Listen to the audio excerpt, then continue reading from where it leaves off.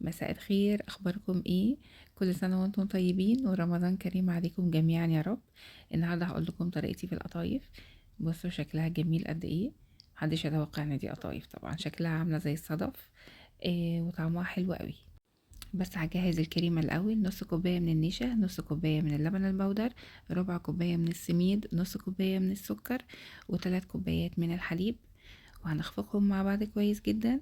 وبعد كده هنرفعهم على النار لحد ما يتقل القوام بتاعهم. واول ما يتقل القوام هنضيف مكعبين من الزبدة. شايفين القوام بتاعها كريم ازاي؟ بعد كده هنغطيها بالبلاستيك راب ونسيبها تبرد. هجهز معاكم العجينة بتاعت القطايف. معايا كوبايتين ونص من الدقيق، وهضيف عليهم ربع كوباية من النشا، معلقة كبيرة بيكنج باودر، معلقتين كبار سكر، ربع معلقة صغيرة كربوناتو. وهضيف مية 3 كوبايات الا ربع مية. يبقى مقدار المية هو نفس مقدار الدقيق والنشا. هخلطهم مع بعض كويس قوي. وهضيف لهم معلقة صغيرة من ماء الزهر، بيدي طعم وريحة حلوة قوي. وبضيف كمان ماء الزهر على الكريمة والقشطة، بتخلي الطعم جميل. هسيب العجينة تهدى 10 دقايق وهرجع للقشطة. هضيف لها كوباية الا ربع من كريم شانتيه الخام. وهخفقهم مع بعض كويس قوي كده لحد ما يبقى القوام بتاعهم سميك شوية. بعد كده هدخلها التلاجة لحد ما استخدمها. شايفين القوام بتاعها جميل قد ايه؟ هستخدم كوباية او معلقة او مغرفة، اي حاجة بس يكون معيار ثابت، بحيث ان وحدات القطايف كلها تبقى مقاس واحد.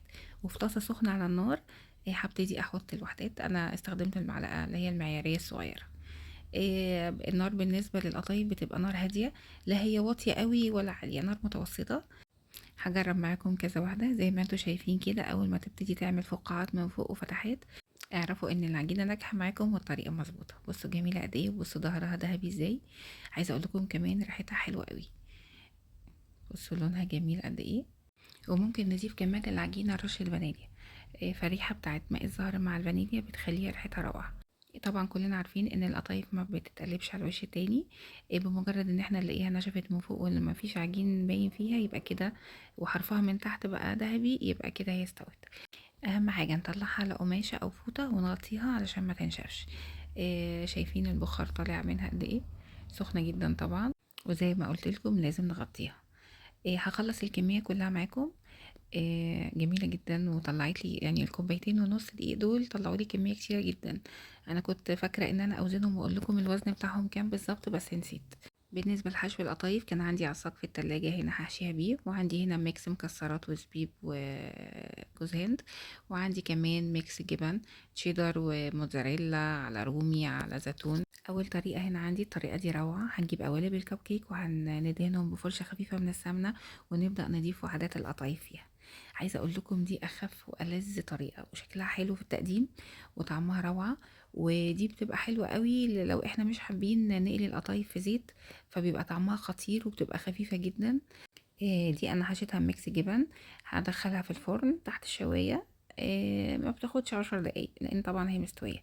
الجزء التاني من القطايف الحلوة، دي انا حشيتها مكسرات وزبيب وجوز هند وقرفة وسكر. بصوا بقى طريقة القفل دي، بقفلها بالشوكة بتدي شكل حلو قوي. وبقعد اقسمها بعصاية الشيش طاووق كده، بتدي شكل شبه الوردة. بصوا بيبقى شكلها وردة جميلة ازاي. هجرب معاكم واحدة كمان. بصوا العجينة طرية ازاي، حلوة قوي. بتبقى سهلة انها تتشكل بالشوكة او بالعصاية. الجزء التالت من القطايف هحشيه العصاج اللي عندي. انا بحب احط مع العصاج جزر مبشور، بيدي طعم حلو قوي. ودي بقفلها بالطريقة التقليدية بتاعتنا.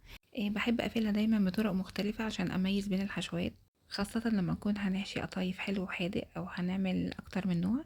فكده احنا بنبقى ميزنا كل نوع بالشكل بتاعه. عملت الجزء الرابع ده. قفلته نص قفلة كده، ده هقليه مفتوح عشان ده هيتحشى كريمة. هبدأ اقلي القطايف. شايفين جميلة قد ايه، ولونها ذهبي، وريحتها تحفة. جميلة جدا بجد. يعني العجينة دي مظبوطة قوي، للي حابب يجربها المقدار مظبوط بالظبط. ودي الوردات بعد ما بتطلع انا بطلعهم طبعا على مناديل، وبعد كده بنقلهم في اطباق.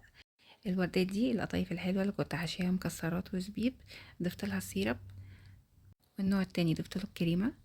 ودي النوع التالت اللي هي شبه الصدف بتاع البحر، بصوا شكلها حلو ازاي.